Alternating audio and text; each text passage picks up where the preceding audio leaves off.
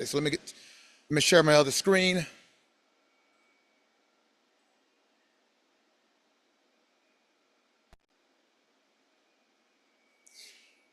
All righty. So again, a game official from an educational perspective. I can't tell you how important it is that you get the education tied in with the experience. You've got to have both with, sprinkle evaluation as well.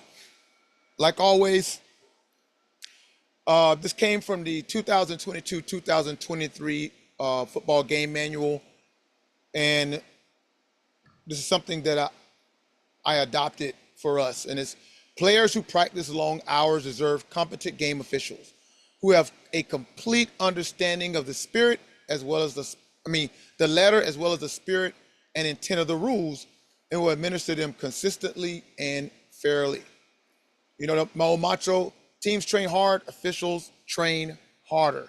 So it's very important that we are competent. And there's three areas that we're looking for this competency to be in appearance, in application, and in action. Appearance, I'm very strong on that. Now that faded hat, look the part. When I was with West Coast, they always said if you look the part, you could get them from halfway through the game. Just look the part. Don't come with your head turned on backwards. Your shirt tucked, untucked.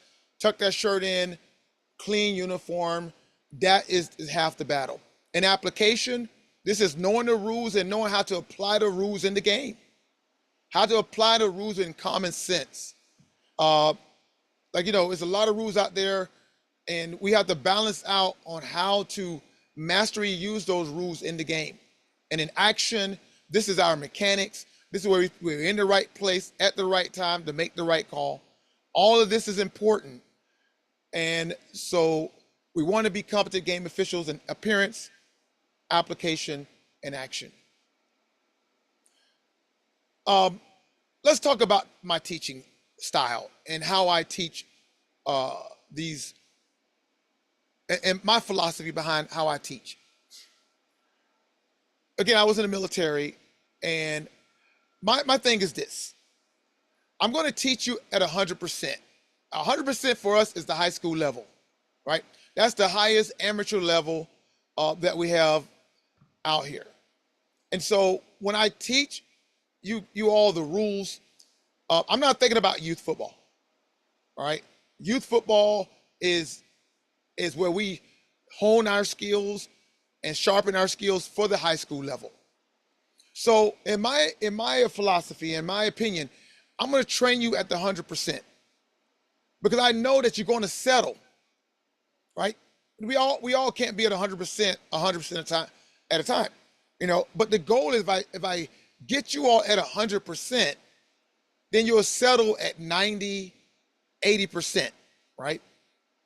And that's the goal. We want to teach you at 100% so that when you settle, you're about 90 or 80, right? What we don't want to do, or what I don't want to do is teach you at a 70% or 60%, and then you wind up being a 60. That's failure, right? That's below average. So when you come to these Zoom classes, and I teach these courses, I'm teaching you at 100%. This is what you're supposed to know.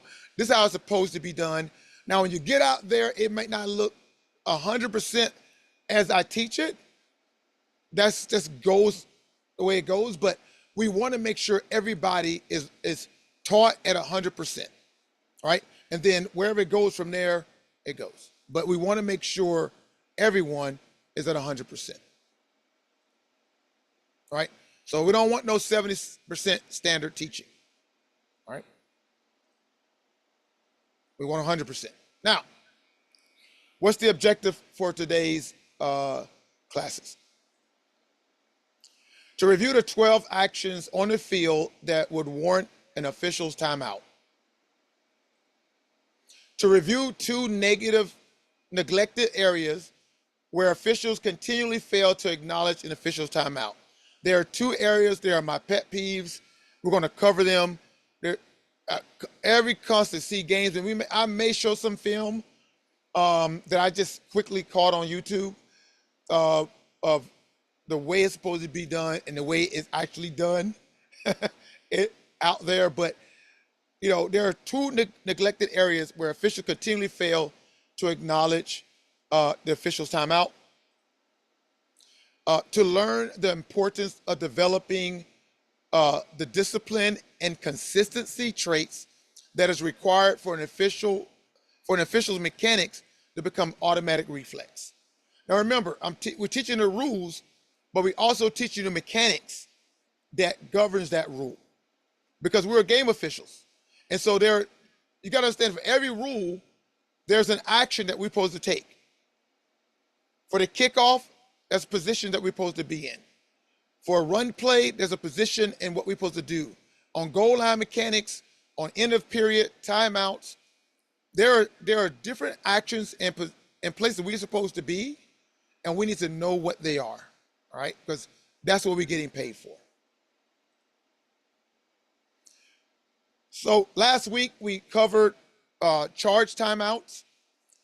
This week, and it's going to be part 1 and maybe part 2. We're going to be looking at an official's timeout occurs during a dead ball. There's 12 of them. Right here, we're going to look at the first 7 for measurement of possible first down. When a first down is declared, following a change of team possession, when captains and coaches are notified on the time remaining, for a player in need of equipment repair, to dry or change the ball, for unusual heat and humidity, which may create health risks for the players. And again, what I want you to think about is this just like a charge timeout, but it's an official timeout.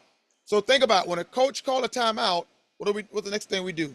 We give the timeout signal, correct? Well, on an official timeout, we do the same thing. This is our timeout. And so we need to acknowledge that timeout through the mechanics of signal 3, the timeout signal, or the stop clock signal, right? So out of these 12 things, these are opportunities. Some of these will be initiated by a particular position like the referee or the line judge, and some of them we all should mirror, right? Anytime one official give a timeout signal, every official on the field should mirror that timeout signal. Now, looking at the other 5 at the top, when a coach-referee conference concerning a misapplication of the rule results in referee alternating his ruling after a foul to administer the penalty, for any unusual delay in getting the ball ready for play, for a TV/radio timeout that is permitted and granted as authorized by state association policy, for a 1-minute intermission between the first and second and third and fourth period, and following a try, successful field goal, or safety, and prior to the succeeding free kick, right? So those are the 12. Now what we're going to do, we're going to go back and we're going to look at each one of these, and hopefully we get to 6 out of the 12. We'll try to get to 6. If not, it'll be a part 3. And we want to just talk about each one of these just briefly so that you can recognize, hey, this is an official timeout and we need to do the stop clock signal, right? This is one in neglect. The timeout signal, the stop clock signal is one of the neglected signals in youth football, right? And it shouldn't be. You got to know your mechanics. All right. So let's look at the first one here. Right, for measurement of a possible first down. And Rule 5, Section 3, Article 2, the referee may call for the head linesman to bring the official line to gain equipment on the field for a measurement. All right. So if we look here, and we're going to be bouncing between rules and then jumping into the mechanics manual. Remember, just knowing the rule book is not enough. You have to know your mechanics. You got to know what everybody's duties and responsibilities are on the field, as well as know the rules. This is why you just can't jump in off the street and think you're going to be a proficient, qualified game official when it's so much to learn. All right. So here in the mechanics manual, the referee will give a timeout signal twice, followed by tapping his hands on his chest. All right. So it looks something like this. Referee signal timeout, put his hands on his chest, and you may see him actually do this signal as well, saying that it's close. And we're gonna do a measurement. All right. So this is what the referee would do, and he'll stop. Hey, all right, we need to do a measurement, and this is. I'm gonna tell you right now, we're not gonna cover it, but every time we try to do a measurement, no one knows their responsibilities for measuring the chains. We're not going to cover it in this class. You got to learn it, and you need to rehearse it. We look so amateurish when we come out there, and we don't even know what everybody's responsibilities and duties are doing a measurement. All right. Now, what I want to also bring in about this, because we're not going to spend a lot of time on this topic, just understand that it is an official timeout to do a measurement, right?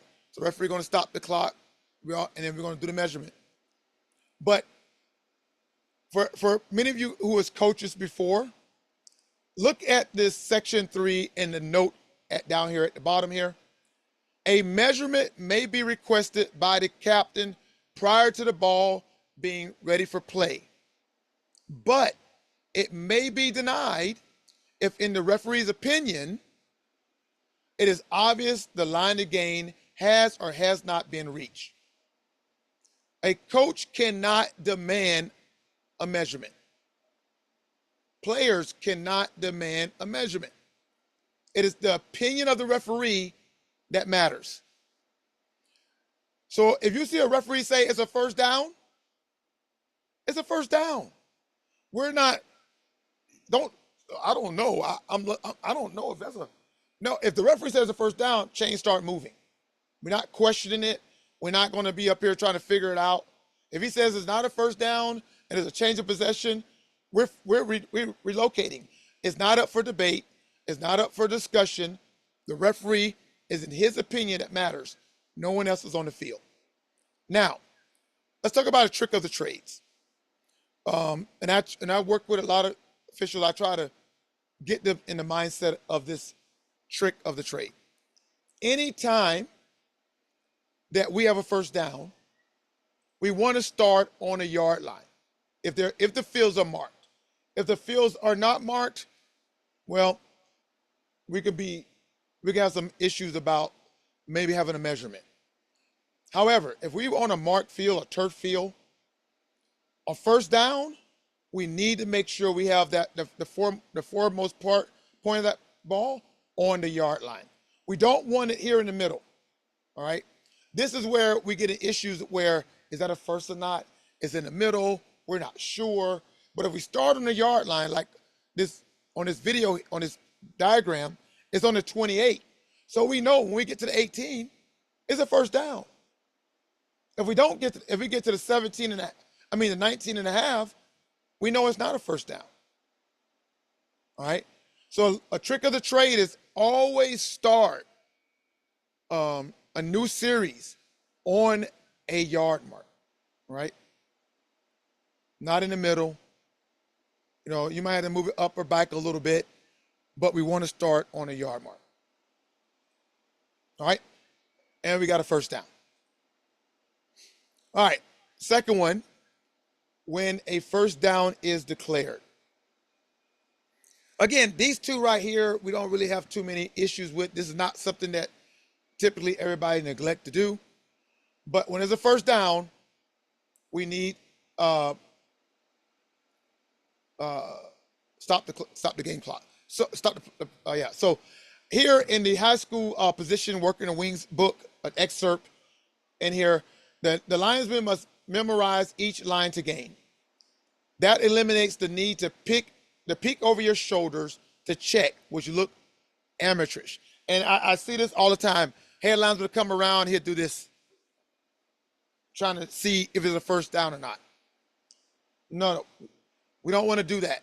If we start on the 28, we know if we get to the 18, it's a first. We don't need to look back to do that. And the reason why, the next part of this, it may take only a split second to look at the chains, but a punch or other foul could be missed, even in that brief period of time. So that's why we never want to take our eyes off the field. However, the line judge looking across the field can assist by informing the referee if the ball is beyond the line of gain, signaling and verbalizing the next down if the ball is clear or short, they're short, or alternate crew that a measurement may be needed. By saying freeze it, that's close. All right. The line judge has the initial call on first downs. All right. He's right across from it. If you work in the chains, you need to trust your line judge. All right. One, you need to know where it's at, but the line judge have a direct key. And when I'm a referee, my line judge, listen, I want to hear it. I want to see you stopping the clock saying first down, and giving that little nice point, and I'm coming up saying first down. If I see you saying third down, I know it's not a first down. If it's close, you would say it's close, it's close, it's close. Then I come up, make give my opinion. Either we're going to stop the clock, do a measurement, change the possession, or I signal first down. All right. In the mechanics manual, page 71, this under the running plays, and it's just one simple A. If obvious first down, signal game clock to stop. This is the line judge. And when the line judge signal the game clock to stop, everybody signal the game clock to stop. All right. So the line judge has direct sight, keep his eyes on the field. He's right across from the chains. So we give the line judge a responsibility to let us know it's a first down or not. Right? So line judge, if you're opposite the chains, you coming out there just throwing a hand up like this, which is, the wrong mechanic. If it's a first down, you need to be saying first down, and the chains will start moving. All right. Following a change of team possession. Now, it's in this section that we find one of our neglects. All right. And we're going to address it here in a minute. So following a change of team possession. Now, there's 3 actions on the field that's going to give us this change of team possession. A fumble by A, recovered by the defense. A kick, an end of a kick, R is in possession of the ball. So that's a free kick or a scrimmage kick. And then third, team A did not reach the line to gain after fourth down. And so the ball is going to go to B. So these are where we have change of possessions. Each one of these change possessions require us to give an official timeout. All right. And again, on a fumble, we see it, right? Everybody like, oh, it's a fumble recovery. And we're really very animated about it. And we're good at that part. Now, in the mechanics manual, we see here, if there is a fumble, the covering official should mark the spot of the fumble with a beanbag, rule on possession immediately. If the defense recovers, I'm sorry, give me a second, sorry about that. If the defense recovers, the covering official should immediately signal timeout twice and then first down. So you'll be 1, 2, and then point. So understand that the mechanics manual is very detailed. It doesn't leave any ambiguity or any guessing. It even tell you how many times you do the timeout signal. Twice. So not once. I mean, we do, again, we settle at 90, 80%. But I love the mechanics manual because it tells you exactly what to do, how to do it, and when to do it. All right? So again, this is an official timeout. It's not just a simple change of possession. This is our timeout, and we need to signal that timeout. Now, this is where we run into issues. This is one of the neglect areas. And that's the end of a kick. Now, I put R is in possession. We're going to stop the clock even if K recovers the ball but I'm only saying R in possession because in the official timeout it says following a change of team possession, and so I just noted R is in possession. But we're always going to stop the clock, even if K possessed the ball. As an official timeout. So let's get to the mechanics manual again. On page 64, the umpire, we see here, when the ball becomes dead, sound the whistle and give the timeout signal. And again, we all should be mirroring this timeout signal. Line judge in page 66, if the ball becomes dead in your area, sound the whistle and give the timeout signal. All game officials, 2, give the timeout signal twice, mark the spot. And D, sound the whistle when the ball becomes dead in your area and give the timeout signal. Now, I didn't know if I was going to do it or not, but hey, why not? Let's do it.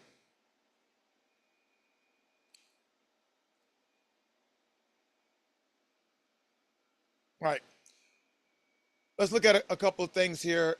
We want to look at this one first.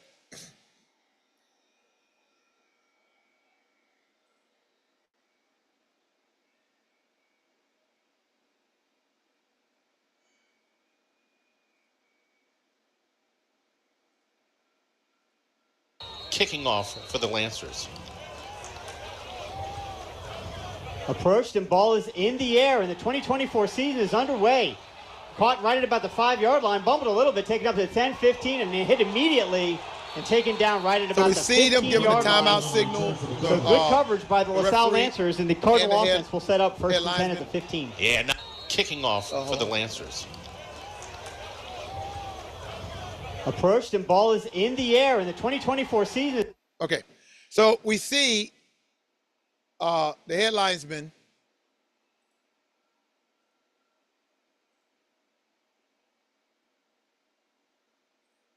come on, where you at? Oh, there we go. Sorry about that.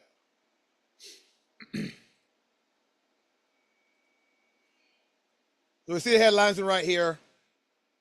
All right, he's going to give us a timeout signal on this play.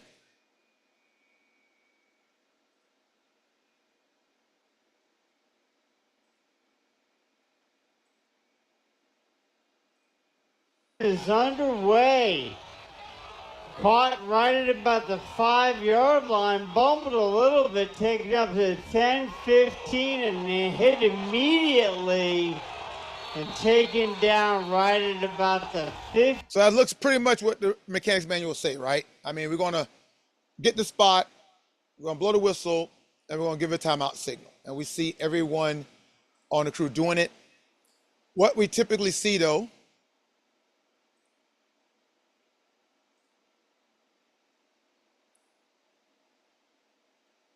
in youth games, which we shouldn't. Again, if you're a game official, no matter if it's doing youth or if you're doing a high school game, this is an important mechanic, and I'm going to tell you why. We'll see the kickoff. Now, look at the official down the bottom of the screen here.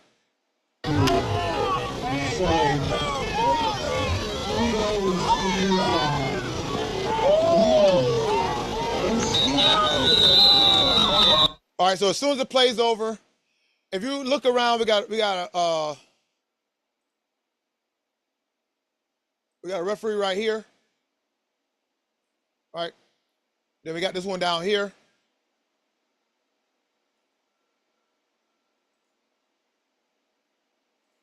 And no one is going to give that official timeout signal.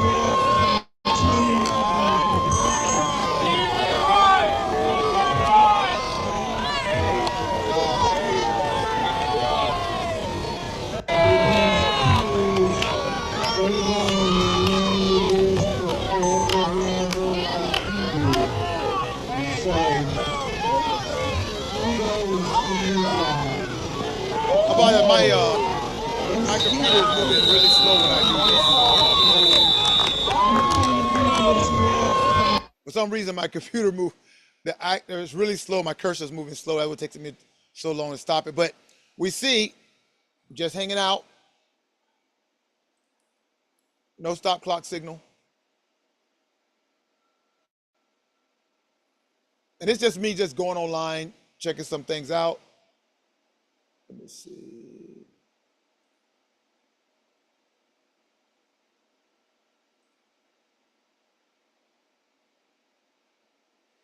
No, it's not about embarrassing anybody. We just wanted. I'm just trying to show a point here on the like of using timeout signals. Again, we got the bottom of our screen down here, and then we got one at the top. And we'll have a kickoff here.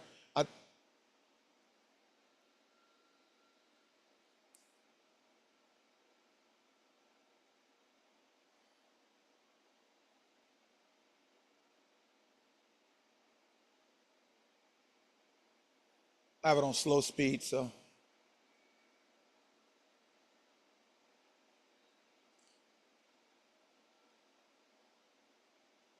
He's moving. Plays over. And the next thing he does is turn his back. Now, this is not good. You do not want to turn your back when we got players still intermingled. Just like when we read in the mechanics, it just takes a moment for a punch or a late hit or something to happen, and your back is to the field, right? Getting that ball is fine, but we can't be turning a 180 degree around to look for a football, right? We need to give our stop clock signal, and then, as you know, without turning around, try to find the ball, right? So again, we're looking for the ball, right? Very poor mechanics. Now, let's look at a youth game. And again, come on, cursor.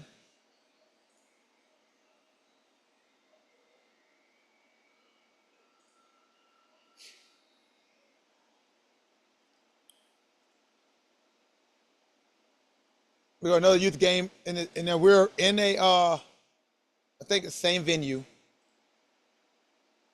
And it's just me just going online, looking at quick clips, all right? So this time we're gonna look at the guy up top here.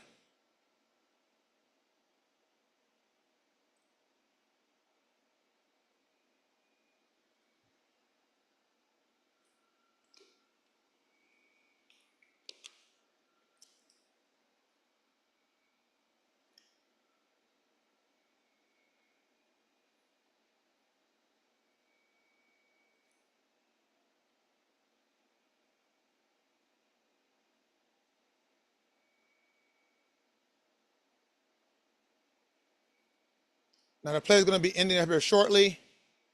Now watch the official coming in up the top. Stop my clock. And he's asking for a ball. He does got his head turned, but he's not doing a 180. All right. And again, you don't have to be so quick with the football. Please just, you know, dead ball officiating is everything. And if you be around long enough, you're going to hear us talk about that a lot. Dead ball officiating is important. And so we got to make sure that we are keep officiating the game without literally turning our backs to the field. Because it don't take much for a late hit, for somebody heads something out there, and if we're not looking and we turn our backs like that, it's a problem. So again, we want to be, and this is one of the areas that constant neglect with new officials and some veterans. Listen, the end of a kick is an official timeout, and we need to be giving that timeout signal as soon as it's over. All right, very important. So that's that. Again, so let's talk about this. This requires discipline and consistency. If you work with me, you sometimes you'll see me exaggerate with you. I might do more than 2 timeout signals because I'm looking at you and I'm like, stop the clock. Come on. You got to build that discipline. And if you want to become a reflex, like it just automatically happen, you don't got to think about it anymore. You got to be constantly reminded by your peers, by your crew chief, to stop the clock. Right? These mechanics are important. I'm gonna tell you what happened when we had a young lady who wanted to become a clock operator, and as I was teaching her how to work the clock and how to start it, when to stop it, I realized when I was talking, she made a comment that I didn't even think about. I was giving her, all right, you want to stop the clock for this, you're going to stop the clock for that, and she says, oh, so anytime there's a signal that uses 2 hands, we stop the clock. And I says, wait a minute. Touchdown, incomplete pass, timeout, all of those stops the clock. Each one. I'm like, yeah, right, that's right. So if you see somebody going with 1 hand, the clock continues to run. Right? If you see somebody, whatever, the clock runs. So I'm like, that's perfect. So she went to go do her game, and it was a kickoff. I told her, if you see this, wind the clock, and she winds the clock. And as soon as the play over, everybody went like this, and the clock continued to run. Then all of a sudden, everybody's yelling at her. The crews are yelling at her, the fans are yelling at her. And she said, wait a minute, I didn't see no 2-hand signal. So the reason why we do our mechanics, remember, mechanics is a system by which we communicate. We are communicating with our clock operator. We're communicating with the fans that this is an official timeout and the clock needs to stop. It's so important. Anybody can come off the street and jump on there and do whatever. But you're getting paid, and you're a professional, supposed to be a professional. You're getting paid, know how to do your job. All right?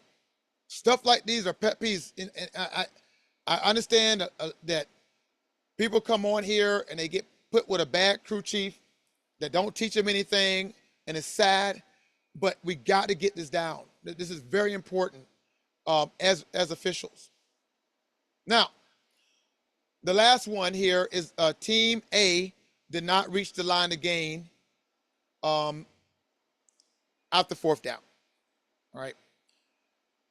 So obviously, when it's 4th down and didn't reach the line to gain, we're going to stop the clock. And again, everyone is pretty proficient at stopping the clock. When they reach the line of gain, there's a change of possession. We're very good at that. However, let's talk about this combination of B and C, where when a 1st down is declared and following a change possession, there's only 1 down where you're going to have either one. Right? There's only 1 down. You got 1st, 2nd, 3rd, and 4th. There's only 1 down where it's going to be either one, and that's 4th down. So I've seen officials at the end of 4th down come in with the dead ball signal, trying to see if it's a first. And I'm like, what are you doing? On 4th down, it don't make a difference if it's a first or not. If it's a first, it's going to be a stop clock. If it didn't get the first, it's going to be a change of possession, it's a stop clock. So I remember when I was a younger official, we used to always remind each other on fourth down, we used to do this right here. On fourth down, we automatically going to stop the clock. It's an automatic reaction. We don't have to, it doesn't matter how the play ends, we're going to stop the clock. Because it's going to be a first down or a change of possession. And Rule 3, Section 5, Article 9, unless the game clock is already stopped, an official timeout shall be taken as soon as the ball becomes dead, following a change of team possession, or whenever the covering official declares the ball is dead and it appears that to the game official, the ball has not reached the line of game. That's fourth down. So on fourth down,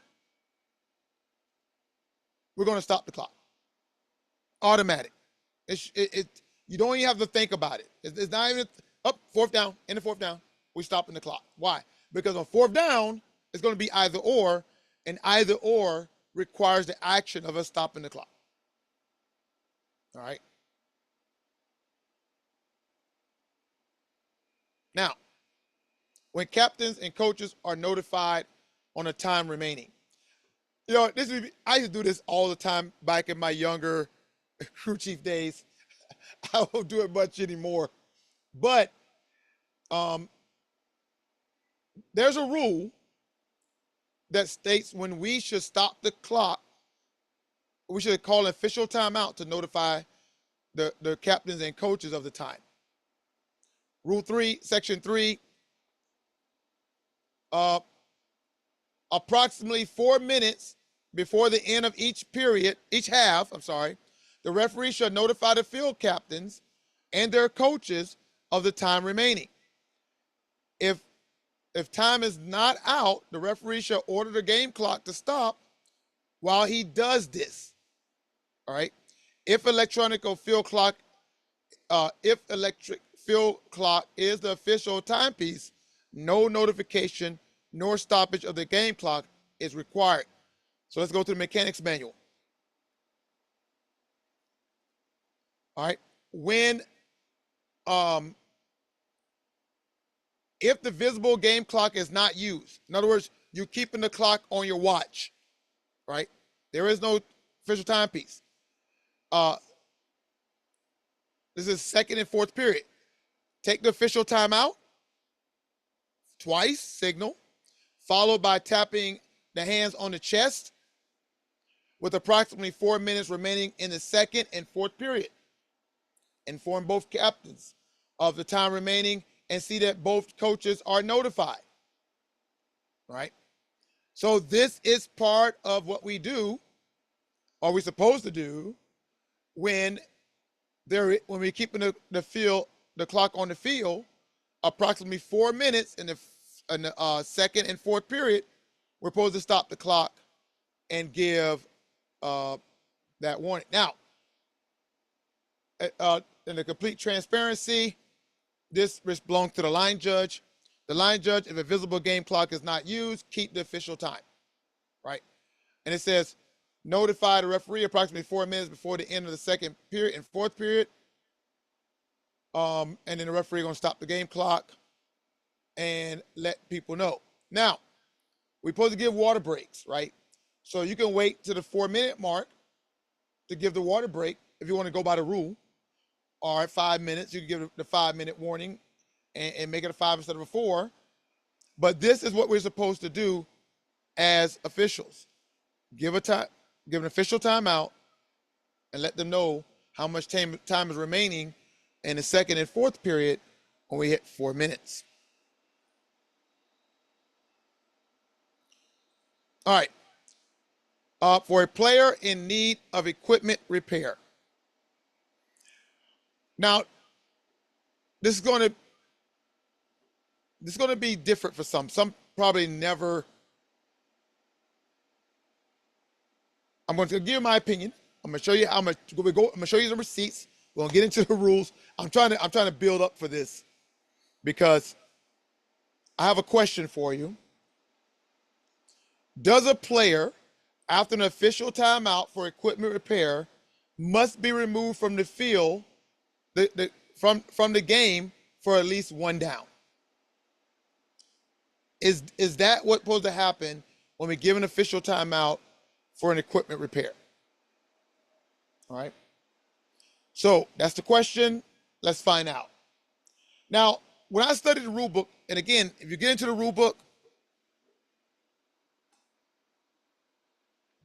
when you get into the rule book, let me see, hold on. There you go. When you get into the rule book, a lot of times people, it's hard to read, right? And I'm going to take you through how I go through the rule book.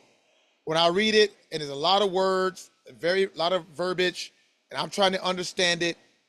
I know I'll reverse it, dissect it. I take a negative question and turn it into a positive question to try to get the answer so I can use common sense on that field. So let's go back up. We looked at A last week. Let's look at B.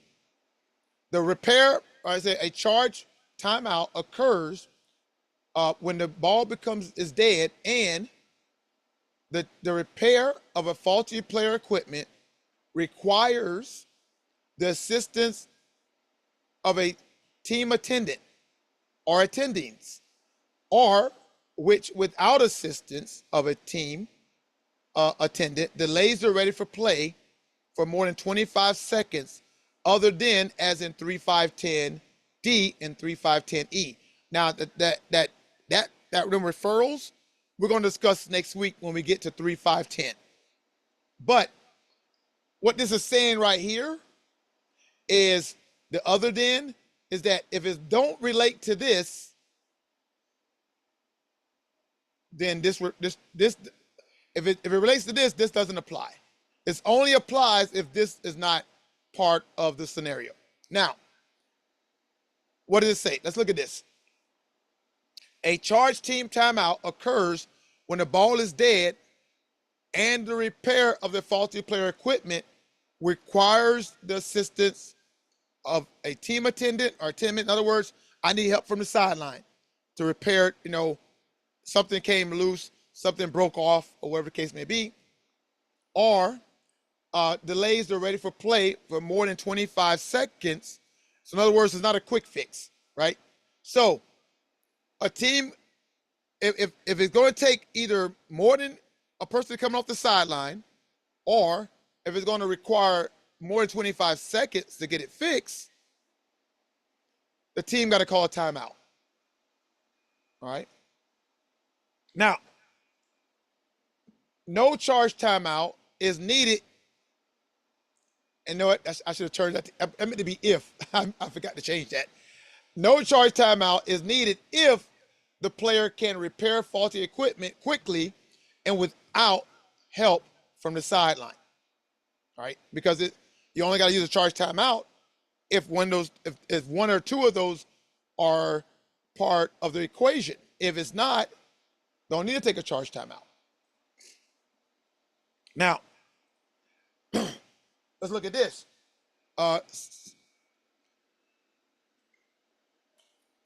After a team has used its permissible charge timeouts for the half, and subsequent requests shall be denied unless it is B, necessary repair to the player equipment, except in 3510D and 3510E.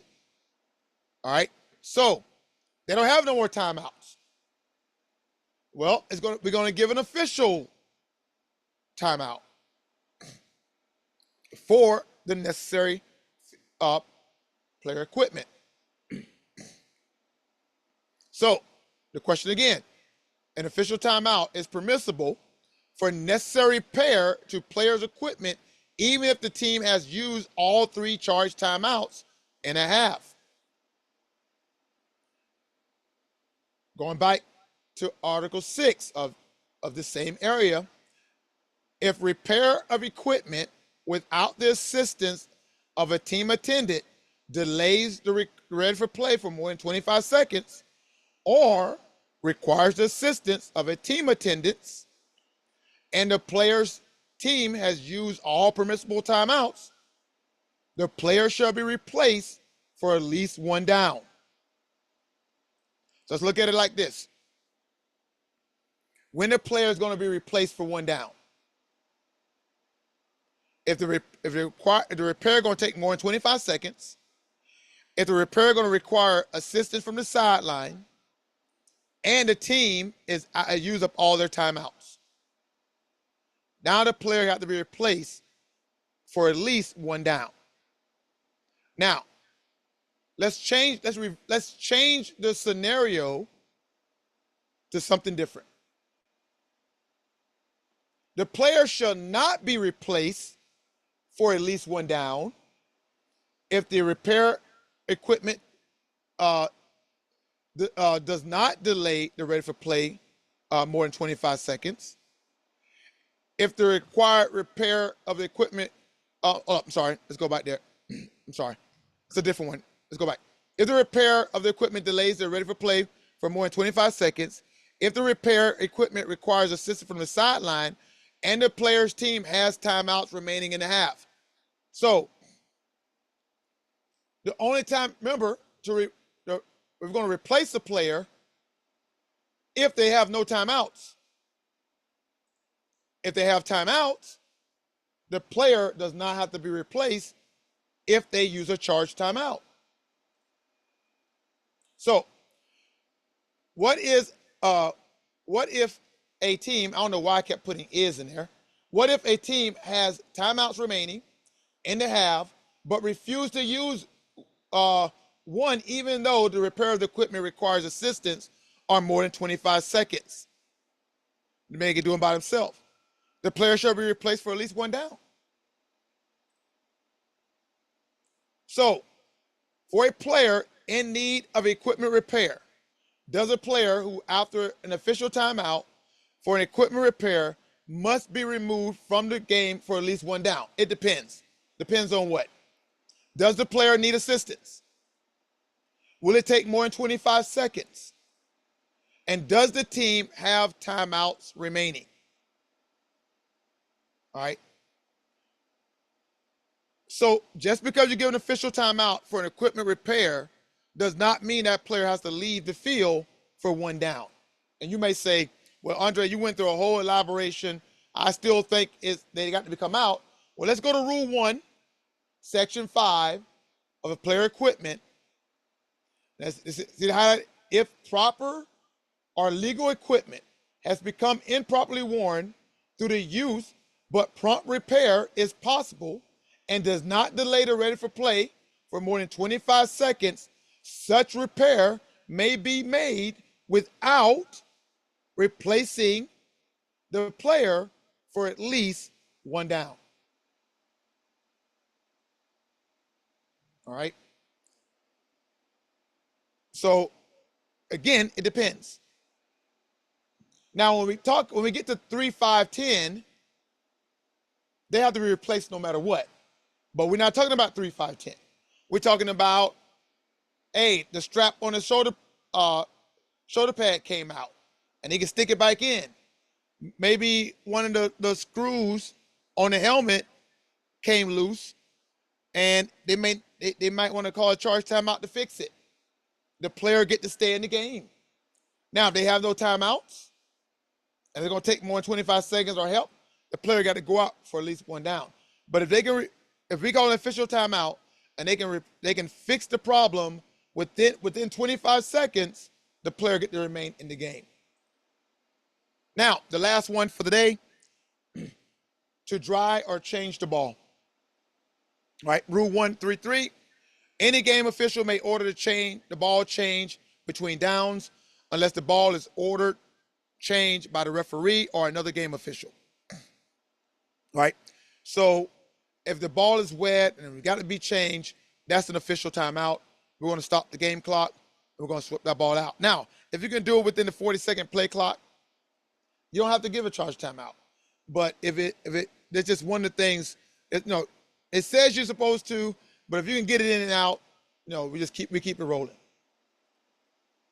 So before we move on and close out this day, because I had it this weekend, and again, if you're a novice official, you know, you might think that you can take your ball and go home.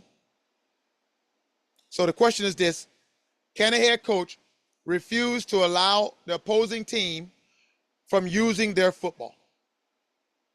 Can the head coach refuse to allow the opposing team from using their football?